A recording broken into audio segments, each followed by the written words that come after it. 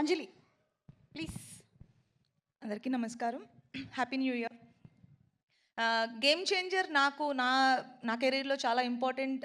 అంటే గేమ్ చేంజర్లో నేను ప్లే చేసిన క్యారెక్టర్ నాకు పర్సనల్గా నా కెరీర్లో బెస్ట్ క్యారెక్టర్స్లో ఒకటి అవుతుంది అని నాకు స్ట్రాంగ్ బిలీఫ్ ఉంది. ఎందుకంటే కొన్ని క్యారెక్టర్స్ చేస్తున్నప్పుడు దాంట్లోంచి మనం బయటికి రావడానికి కష్టం అవుతుంది. Game changer is something like that to me. And అంత బ్యూటిఫుల్ రోల్ నాకు రాసినందుకు Shankar sir thank you so much. And Shankar sir లాంటి ఒక డైరెక్షన్లో వర్క్ చేయడం నాకు చాలా చాలా హ్యాపీగా ఉంది. అండ్ ఇలాంటి పవర్ఫుల్ రోల్ చేయడం ఇంకా హ్యాపీగా ఉంది. బికాజ్ అది కొన్నిసార్లే జరుగుతుంది అండ్ ఇక్కడ జరిగింది. And I feel very lucky and blessed.